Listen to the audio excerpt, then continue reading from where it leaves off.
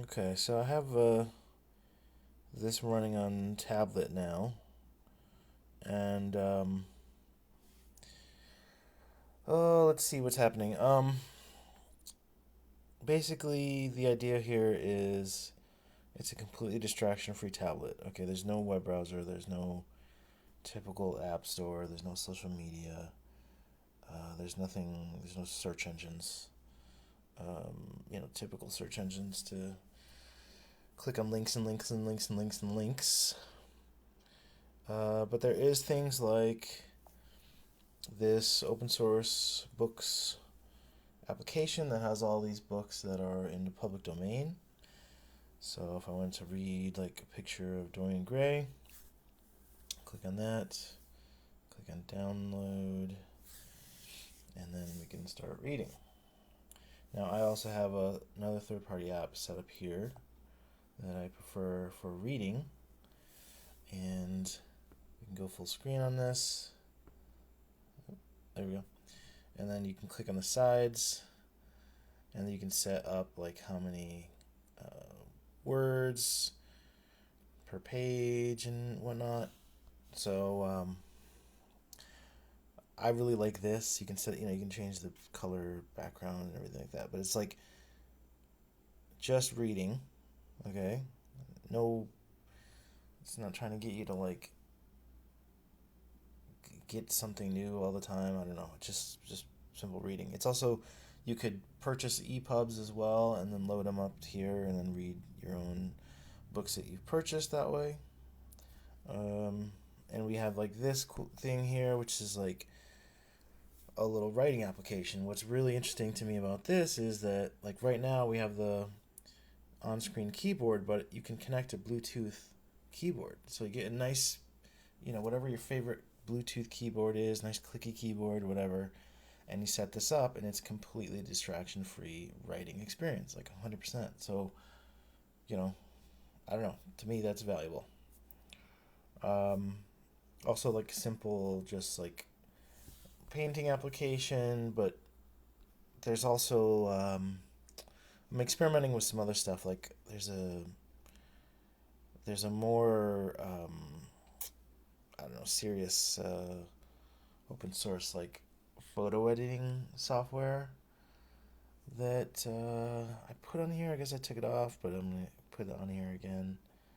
Um, so there's a possibility for like this kind of stuff, and one of these applications I just created is this, which is basically it only allows you, and I set this account up so it's not like my real name or anything, but I set this up where I can go, you can purchase courses for, like, this is Udemy, which is a website for like learning.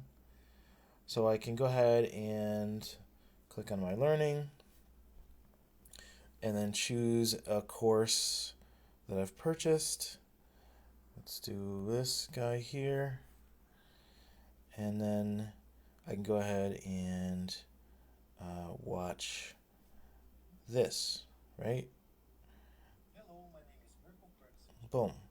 And there's nothing else here. Like the only site that you can go to is actually it's this, and then I'll close this and open it back up again.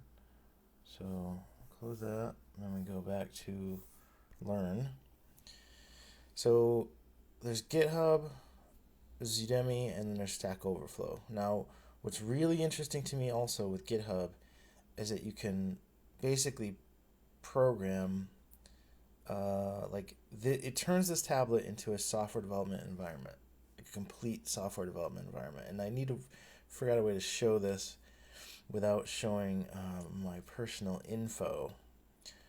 And once I do that, then I will show you an example of this. I'm going to either cut it here or you'll just continue to see what's happening. So let's go to GitHub.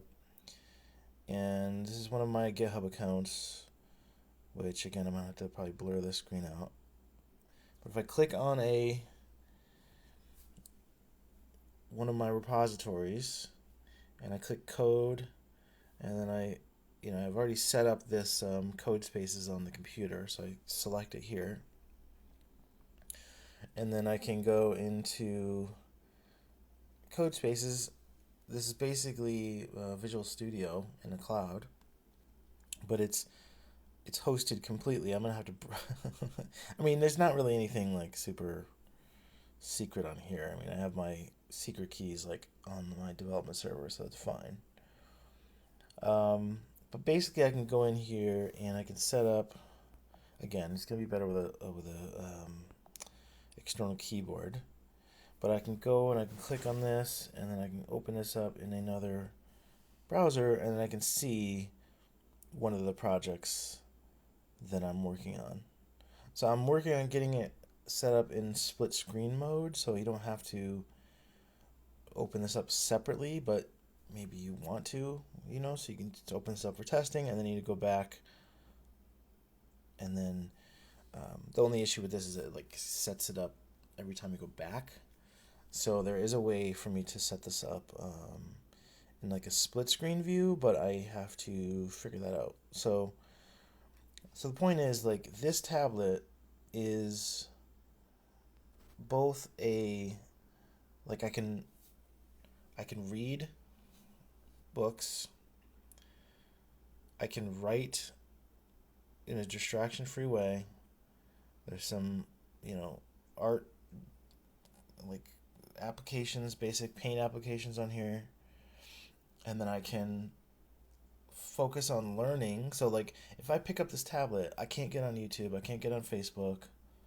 I can't scroll on social media, but what I can do is like go and learn one of the courses that I've purchased, or I can read, or I can set up a keyboard and I can write. Right? It still has some other things in here as well. Like we still have I need to log into them, but we have like the study music app and some other stuff there too. Some stuff I'm experimenting. This is not going to be on the final. But we also still have like Zoom and WebEx. So if you need to have meeting that way, you can still do that. And there's still a Maps application. There's still weather. Still basic stuff. Technically there's music here and a podcast app if you wanted it. But this is like the tab that I've always wanted. And I don't know, man. Like this is the whole thing. Like I have a distraction-free phone now, and now I have a distraction-free tablet. And then next I'm working on the PC. So, and also seeing how much utility we can get out of like a slightly larger screen than this. What's interesting about the phone is that the phone can connect to a television or a monitor via USB-C cable and mirror anything that's on the phone. So which I don't think the tablet can do that piece. So in a lot of ways, the phone itself is like man, it's a really, really, really, really capable device. Like I could put the code spaces on here, this like little learn app I just created. I could put that on the phone, and then you could connect it to a monitor and then view this content that way. So I don't know. There's some different ways to do it, but this is the initial version, beta version on the tablet. I'm calling it Pause OS. It's basically a modified version of Lineage OS, which I don't feel like I need to say every single time because like if you've used any web browser that's not specifically Chrome or Firefox, you're basically using Chromium. But every time someone announces that they've created a new web browser, they don't say it's based on Chromium. So I don't know. I'm just sort of reacting to like a nasty comment I got back in the day when I just first started this. So, but that's what it is. It's like sort of the minimalist edition of one of these open source projects that I've created, and continuing to develop. So let me know what you think. I need to go ahead and stop the recording here.